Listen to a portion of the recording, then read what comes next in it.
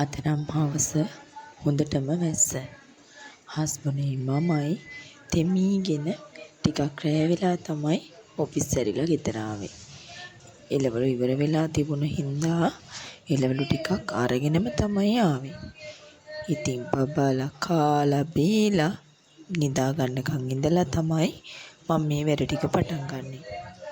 පොඩ්ඩෝ ඇහිලා හිටියානම් ඉතින් උඩවුර කට්ටිය වැඩි වෙනවනේ.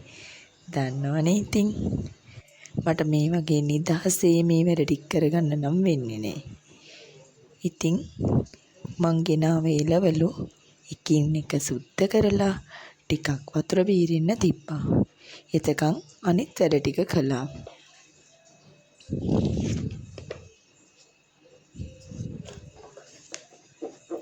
මේ බෝංචි මේ වගේ සුද්ධ කරලා හොදලා ටිකක් වෙලා වතුර බේරෙන්න තිබ්බා. ඊට පස්සේ කපලා හොඳට වහන්න පුළුවන් භාජනයක දාලා ෆ්‍රිජ් එකේ තියාගත්තා. මේකේ යටට සර්වියට් පේපර් එකක් දාගන්න තිබුණා නම් තවත් හොඳයි. ඒ නැතත් ලොකුම ගැටලුවක් වෙන්නේ නැහැ. මම මෙහෙම කලිනුත් බෝංචි කපලා තියලා තියෙනවා. සතියක් උනත් තියාගන්න පුළුවන්. ප්‍රශ්නයක් නැහැ. දෙපාරකට තුන් පාරකට වගේ උයන්න පුළුවන් ප්‍රමාණයක් කපලා තියාගත්තම උයන වෙලාවට ඕනි ප්‍රමාණය හැන්දක් පාවිච්චි කරලා උයන භාජනයට දාගන්න. ඊට පස්සේ ආයේ භාජනය හොඳට වහලා තියන්න. මේ විදිහටම සෝදලා වතුර බීරෙන්න තියලා කපලා කුල වර්ග තියාගන්න පුළුවන්. මං කලින් දවසක කංකුම් ගෙනල්ලා මේ විදිහටම කපලා තිබ්බා. ගොඩාක් තිබුණයි මිටියේ. අපි ගෙනාව දවසම කපනවා නම් අපතේ යන ප්‍රමාණය අඩුයිනේ. එයාට මෝඩ පුංචි ප්‍රමාණය විතරක් ඉවත් කරගත්තාම ඇති. ඉතින් එහෙම කපපු කංකුම් ටික මං ළඟ දවස් දෙකම හැදුවා. ඉතින් කංකුම් ටික තවත් ඉතිරි වුණා.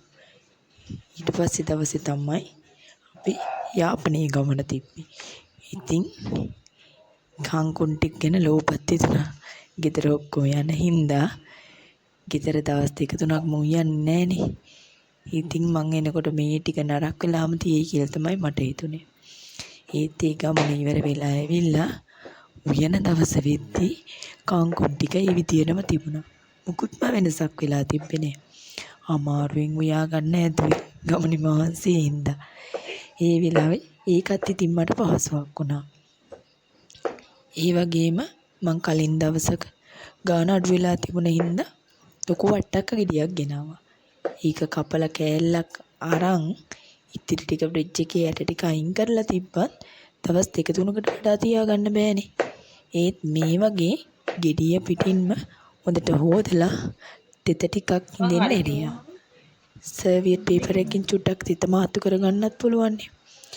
ඊට පස්සේ වට්ටක්ක කෑලි කපලා භාජන 4ක වගේ ඇවුරුවා. දෙකක් ෆ්‍රීසරේ තිබ්බා. දෙකක් යට එළවලු තියෙන කොටසේ තිබ්බා. හැමදාම වට්ටක්ක කන්නත් බෑනේ. ලාවට තිබුණා කියලා නේද? ඉතින් යට කොටස තිබිච්ච ටික සතියක් වගේ ඇතුළත ඉවුවා. අනිත් අනන් සති දෙක තුනක් යනකම් මුකුත්ම වෙලා තිබ්බේ නැහැ. පොඩි බබාලා ඉන්නව නම් ඉතින් තම්බලා වුණත් දෙන්න පුළුවන්. මේ විදිහට තියාගත්තම ඕනි වෙලාවට ටක් ගාලා අරන් වත් එක උඩින් තියලා හරි තම්බලා ගන්න පුළුවන්.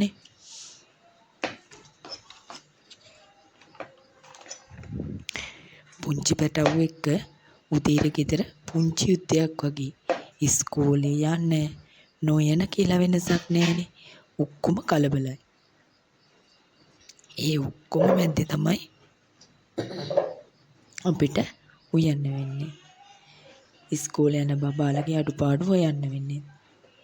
ඉතින් මේ විදිහට අපිම පුංචි විසඳුමක් හොයාගත්තාම ලේසියිනේ නේද? තෙමිලා ඉතින් මේ දවස් ටිකේ චුට්ටක් මට හෙම්බිරිස්සා වගේත් ඇදිලා. පේනවනේ කටහඬක් ටිකක් අවුල් වගේ නේද? මම මේ කරවල හාල් මැසොත් ඒ විදිහටම ගෙනාව දවසේම මහන්සි බලන්නේ නැතුව පුංචි වෙලාවක් අරන් ඒ ටික උළු කඩලා කරවල නම් උයනවා. පුළුවන් විදියට පොඩි පොඩි කෑලි වලට කපලා මේ වගේ බෝතල් වලට දාගන්නවා. ඒවා ෆ්‍රිජ් එකේ දොරේ තියලා තමයි තියෙන්නේ. හදිස්සියට අරන් හොදලා කරකරලා හරි ගන්න පුළුවන් නේ.